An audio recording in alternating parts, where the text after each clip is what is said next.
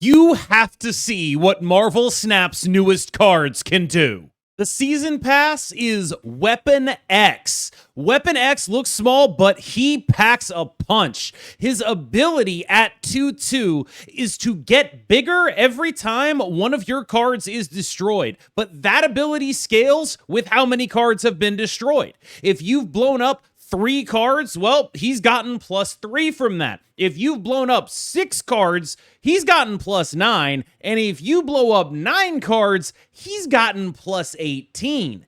Every 3 cards you blow up, his ability gets 1 bigger. And this happens infinitely. There is no cap other than the game turn timer on how big this guy can get. When building around him, the first question I asked myself was, how do I make this card as big as possible? And the Moira X Victoria Hand Moon Girl deck felt like a great fit for getting as many destroys as I could possibly get. This deck uses cards that are extremely powerful and also provide multiple destroys when you blow them up. So for example, Headpool will keep coming back to your hand. Of course, X-23 will stay on the board and keep giving you more energy with which to blow up more things. But I would be remiss if I did not mention that the star of this deck, and probably of most Weapon X decks, is Killmonger. Weapon X wants a high volume of destroys. A typical destroy card like Carnage or Venom will only be able to destroy the cards at its own location.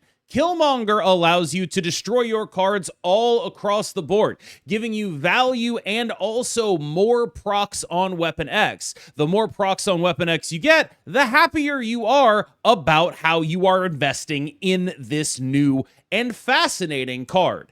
Killmonger x Weapon X, BFFs for life. Another BFF here is, of course, Death, who is almost Weapon X in reverse. Death wants you to destroy a lot of small stuff. Weapon X wants you to destroy a lot of small stuff. But Death, rather than starting small and getting bigger with that volume of destruction, is going to start big and get cheaper. So these two go naturally together. There is a functional difference, though, that is worth noting, and that is that Weapon X, although it can get to bigger numbers than Death, when you get to like 8 destroys or so, you're looking at a 17 power 2 drop. Death is going to work in your hand and in your deck, whereas Weapon X needs to be on the board. Anyone who knows me knows I like trying to figure out what the exact minimum investment to make a card worth it is. This kind of small ball mid-range deck is very near and dear to my heart. So now that we've looked at how to make Weapon X maximally explosively large, it might also be worth looking at how to make Weapon X interesting and useful in the context of a smaller mid-range type of package. Again, though, you are seeing the same BFFs.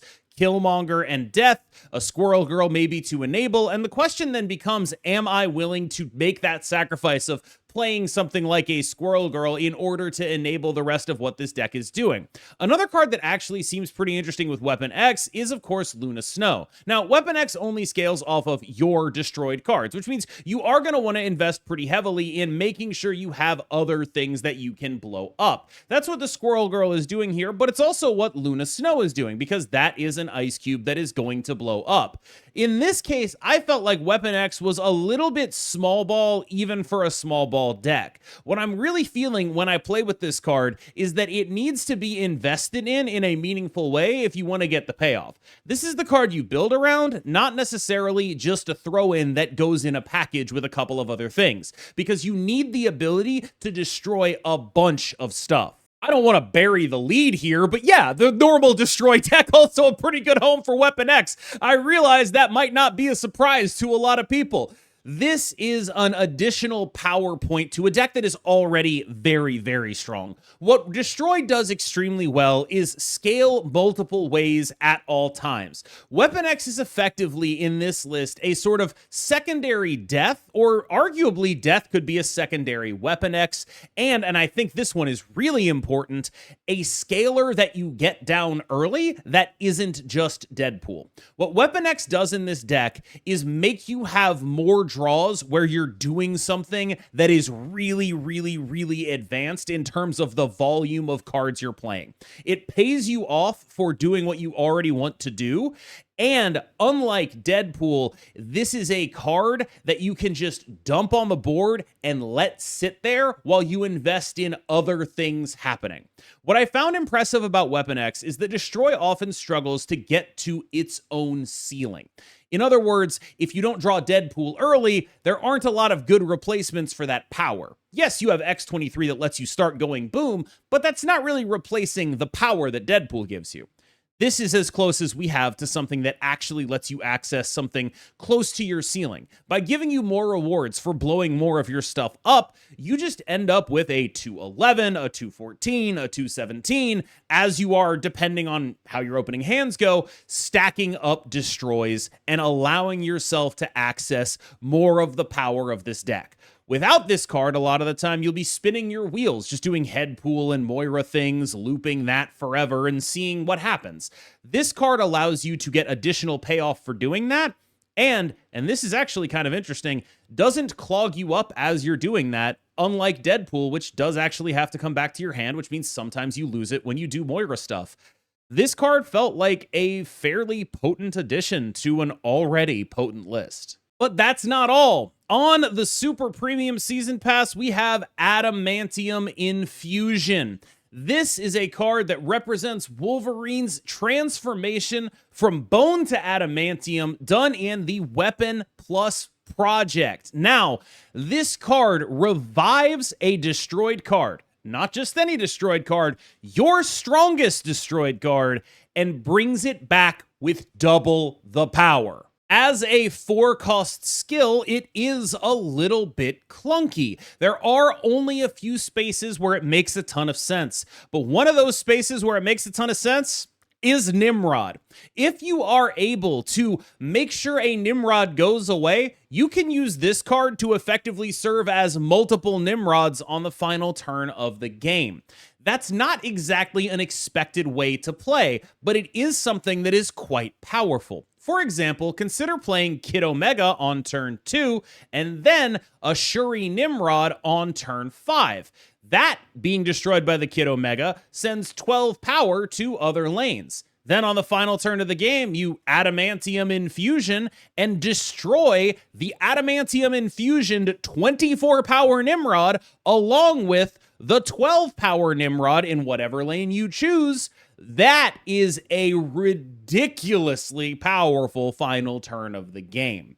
Now, there are some limitations to various Nimrod strategies. A lot of them are related to making sure you actually have a target for your Adamantium Infusion, which is why this deck is playing Magic, which also allows for some jukes where you have a Magic on the board, but actually you Galactus, of course, the Limbo away, and suddenly the whole game is actually over.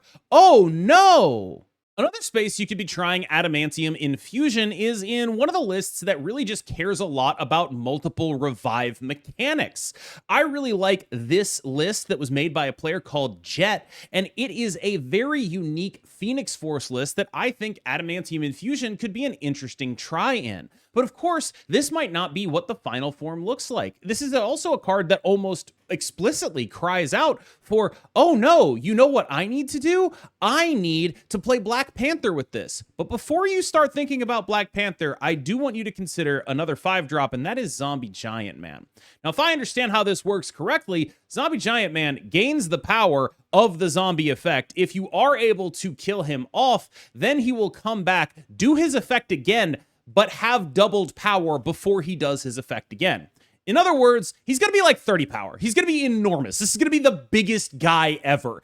And that is something that can win some games of Marvel Snap. Weapon X and Adamantium Infusion look like really exciting additions to the landscape of Marvel Snap. As always, I have been KM Best. You have been phenomenal, and I will see you in the next one. Except I won't, because someone else will be doing it.